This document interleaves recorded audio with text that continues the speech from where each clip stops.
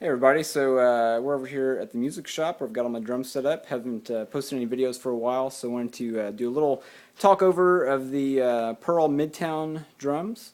I've had a chance to gig on them a couple of times now, and a couple different venues, and so really pleased with them overall. Wanted to kind of talk about a few of the key things that I wish were a little better, and let's kind of go into it. All right, so. As you can see, one of the things about this one that's pretty unique compared to the other, like the Breakbeats kit, is it's got the wooden bass drum hoops. Okay, so you can see you got these nice wooden bass drum hoops, and then if you look down there, we've got that little cutout. And what that cutout does is it makes a little room for your chain on your bass drum beater. Gives you enough room to really put the bass drum wherever you want it and make sure your pedal doesn't interfere. Only problem with that is that my pedal, actually my first gig, I guess worked its way up the little riser pad and actually put a little chain scuff on that wooden hoop. And let me see if I can get down here. I don't know if you guys can see it. Right over there. Hard to get a good shot.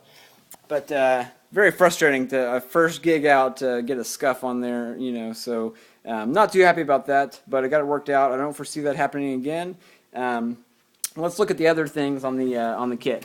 Now I really like the bass drum head and the snare head for a beginner kind of kit. You get a kind of a regular Remo drum head there, nice bass drum head, kind of like Power Stroke 3 type deal. Decent ambassador type head on the snare. Okay, so all that's pretty good. The tom heads that come with it, I think, are absolute garbage. Very, very thin, and I put some duct tape around them a little bit just to try and muffle them a little bit. I know this is supposed to be kind of a bop size jazz kit and stuff, but I just don't want my drums to ring that much for most of the things I do. I hardly ever do a actual, you know, like a straight up acoustic jazz trio kind of thing. And for most of the venues I'm in, I want my drums to be choked a little bit, kind of muffling them as much as I can get away with and still have a tone. So these were just really, really bad in my opinion.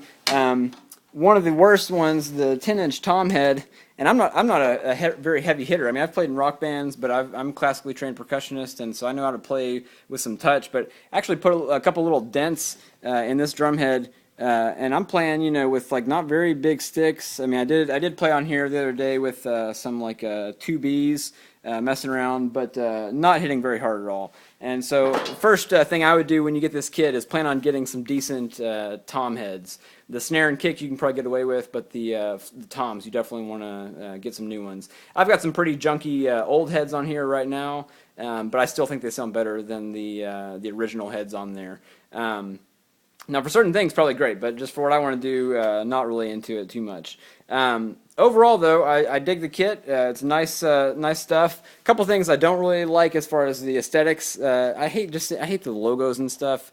This right here, I just wish they wouldn't have that on there, so I don't have to look at that junk. Every time I see a picture of my drums, I've got to have this like Midtown, and so I don't really like that.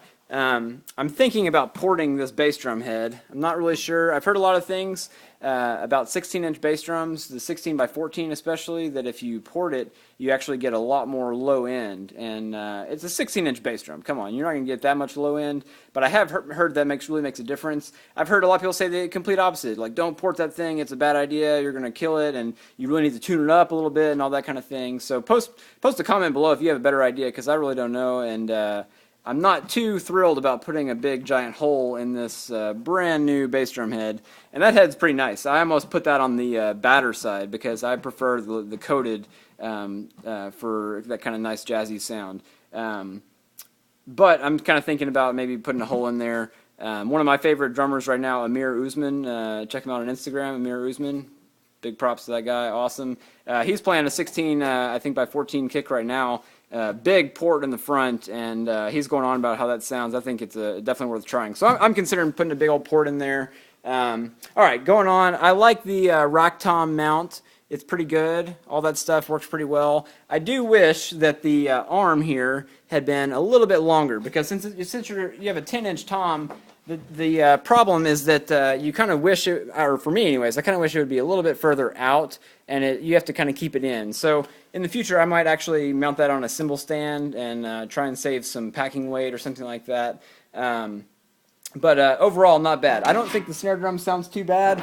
Like the Breakbeats kit, which I looked at, comes with a 14-inch snare, which I like. I don't like 13-inch snares usually at all, and I'm not really super into this one, but it's not terrible. It's not bad. So I've been, like I said, I've used it for 3 gigs actually now. One was a kind of a big ballroom type thing where I felt like I was really loud. I could hardly touch the drums. But once we got playing, I was very impressed with the sound. It blended really well. The second and third gigs were in a bar, small bar, which is typically fairly loud. But it's a 3-piece group I play in. So I think they worked great. I got a few comments like, "Man, that's the smallest bass drum I've seen." But everybody was very impressed with the sound. They said it was great. I think if the club had been any bigger, I probably would have wanted a bigger bass drum. I think the club seats maybe like 200 plus a little bit, something like that.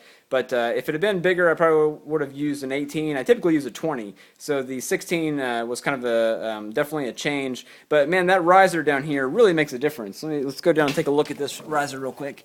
Okay, so you can see, you have to watch that this doesn't scoot up too far. I don't have it all the way or I kind of have it pulled back just a little bit. So you got to watch that, but it really does make a big difference as far as getting the drum up off the ground, having that nice low end. So definitely worth lifting those up.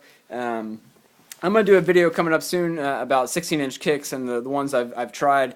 I've got a few that I've really been impressed with, and so that's kind of why I wanted to get this kit, and it looks nice and everything. So the other thing, the finish. Compared to the Breakbeats is like sparkle drums. It's like it's sparkle, okay? The Midtown's a little bit more subtle. It's like if you're up under the stage lights, then you're going to be like, "Oh wow, that's some nice sparkle. Check that out." Like, "Wow, nice stuff. That's some nice sparkle." But if you're out in the house, it just looks kind of black. And under the right stage lights, it does look pretty dope, I will say. But for the most part, it's kind of like, "Oh, is there a little dust on there? What is that? Some glitter or something?" It doesn't scream that it's got a sparkle finish to you the way the Breakbeats does, which for some people might be like, "Oh yeah, I kind of want that like sparkle drum type thing." Some people might not want that. I have another kit, an old jazz kit with the kind of orange or gold sparkle, depending on what you want to call it. And I had kind of thought about getting the Breakbeats with the azure sparkle finish just to be able to kind of mix those drums up. That way I could have a 10-inch, 12-inch, 13 and 14-inch toms, and I thought that would be a real nice setup with a 16-inch bass drum. But my lady talked me into getting the black ones that are a little more classy. I really dig the wooden hoop compared to the Breakbeats. The Breakbeats does also have 8 bass drum lugs. If you see, this one only has 6 here, and for a 16-inch drum, I think that's plenty. I don't know why they didn't just do the whole 8 lugs. But the one thing, I'm not sure if it's this way on the Breakbeats, but these lug mounts, the claws, are just so nice. They have these nice rubber pads in there. It just feels like a dream when you're putting it on there. No worries about really scratching that hoop up or clamp marks or anything. Very nice overall. So again, very nice kit. You get the 10, I think, by 7 or by 8. I'm not sure. I think by 7. 13 by 12. I want to say the Breakbeats is a 13 by 13, and then a 13-inch snare, like 5.5 by 13.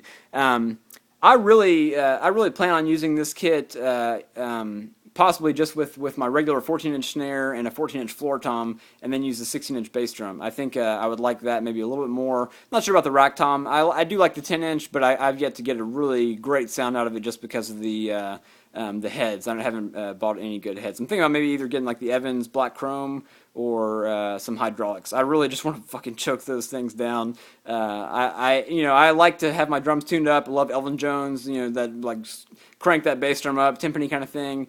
But I don't. I like to just have my drums just really, choke those things down so that you can play. I can play a lot more notes, and they sound a lot better when they're muffled a little bit. I don't like to be that really, really loud, annoying drummer. And if you have drums that are tuned all bright and pingy and all that stuff, then it really is like that sometimes. So, anyways, I'm gonna go ahead and wrap it up. I might invest in the cases for these. I've kind of rigged up a few cases for using them. Really nice to be able to get the whole drum set. I got my whole drum set out in 2 trips the other night. It was really nice to be able to do that, like 1 a.m. when you get done playing, or 1:30 or whatever, and get them all out. So if you guys have any particular questions about this this particular kit, or why I chose this one over the Breakbeats, anything else like that, please just give me a comment. I'm gonna do another video soon, hyping this one up a little more, and I've got a few little things going. Kind of some of them inspired by Amir Uzman. Again, just a beast of a drummer. Love those BYOS guys, all that stuff. So, you the drummer signing off here. Check out, subscribe, all the videos I've got. I'm going to be putting more up soon. Just before I go, I'll just kind of thump them just so you can kind of hear how I've got them tuned.